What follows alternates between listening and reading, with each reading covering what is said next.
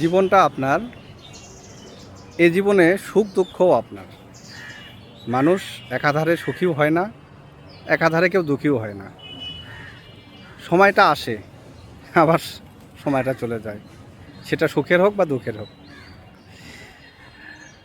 মানুষ চলাচলের পথে খাবার খায়, সেটা হজম শেষে পায়খানা করে বের করে দেয়। জানেন এই পায়খানা খেয়ে কতগুলো আবার জীব বেঁচে থাকে? এই পায়খানা সবচাইতে বড় সুস্বাদু খাবার শূকরের এবং কুকুরের। এর মধ্যে আর একটা পোকা আছে, ছোট কালো কালো পোকা। একটু বিশ্রী শুনতে লাগতেছে, দুঃখিত। এর নাম গুয়ে পোকা। সেখানেও সে জীবন নির্ধারণ করে, জীবন ধারণ করে, বেঁচে থাকে। সুতরাং আপনার জীবন, এখানে আপনাকে নিয়ে সমালোচনা করার কিছু মানুষ আছে। যারা এই সমালোচনাটা আপনাকে নিয়ে না করতে পারে, তারা বাঁচতে পারে না। কারণ তাদের খাবারটা তো ওই সমালোচনা করা। আপনি সুখে আছেন না দুঃখে আছেন, আপনার কি তার নিজের শরীর ময়লা দিয়ে আচ্ছন্ন থাকুক, সমস্যা নেই, সেটাকে সে সুঘ্রাণ মনে করে। কারণ আমার শরীরের কি গন্ধ, এটা আমার কাছে খারাপ লাগে না, আমার কাছে ভালোই লাগে। কিন্তু আমি হয়তো অন্যের কাছে গিয়ে দাঁড়ালে তখন সে বোঝে যে আমার শরীরের গন্ধটা কেমন। আপনারা তো জানেন প্রত্যেকটা মানুষের এক একটা আলাদা ধরনের গন্ধ থাকে। তো এই যে মানুষগুলো যারা আপনাকে নিয়ে সব সময় সমালোচনা করবে, শয়নে স্বপনে জাগরণে নিশীথে সব সময় আপনাকে নিয়ে চুলচেরা বিশ্লেষণ করবে, আপনি সুখে থাকলে তাদের ফাটবে, জায়গায় জায়গায় ফাটবে। আবার আপনার যদি কোনো সমস্যা সৃষ্টি হয়, দুঃখ দেখা যায়, তখন তারা আনন্দে মাতোয়ারা হবে। এরা কারা বলেন? এরা কি শয়তানের বংশধর নাকি সেই ফেরাউনের বংশধর? তাই না? মানব জীবনে যেমন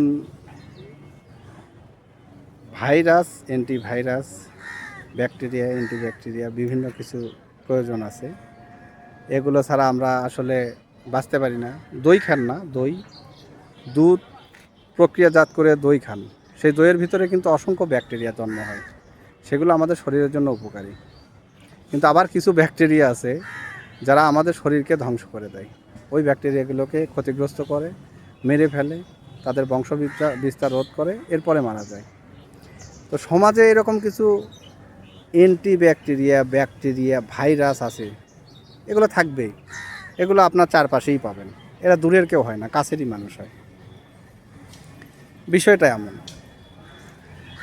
তো ওই যে আপনি যে উচ্ছিষ্টটা পায়খানা হিসেবে ত্যাগ করে দিলেন, সেটা খেয়ে কুকুর, শূকর এবং পোকারা জীবন ধারণ করতেছে, জীবিকা বেঁচে আছে, জীবনটা তাদের একটা নির্দিষ্ট সময় পর্যন্ত নিতে পারতেছে। এটার জন্য কিন্তু আপনি আশীর্বাদপ্রাপ্ত। কারণ সৃষ্টিকর্তা তার মধ্যেই তার জীবনটাকে পরিচালিত হবে, এটা কিন্তু নির্ধারণ করে দিয়েছেন। তো আপনি অবাক হবেন না, দরকার নেই অবাক হওয়ার। কারণ আপনার আশেপাশে যে মানুষগুলো এই ধরনের কুকুরের মতো থাকবে, তারাও মনে করবেন আপনার জীবনের উর্বরতা বাড়ানোর, আপনাকে আরও ভালো পথে পরিচালনা করার একটা কুকুর বা সে গুয়ে পোকা। ভালো থাকবেন, বুঝে নেবেন। মাছির উপরে ঘায়ের উপরে যখন, সরি এটা ভুল হলো আমার, ঘায়ের উপরে মাছি পড়ে, তাই না? সেই ওষুধ যখন খান আপনি, বিভিন্ন ধরনের অ্যান্টিবায়োটিক ওষুধ বা যাই হোক যে ওষুধগুলো খান, সেগুলোও কিন্তু আপনার সারা শরীরে লাগে না। যেখানে যেখানে ওই আপনার অসুখের যে জীবাণুগুলো ছড়ায় থাকে, সেগুলোতে লাগে, তাই না? ভিডিওটা দেখবেন, ভালো থাকবেন, সুস্থ থাকবেন।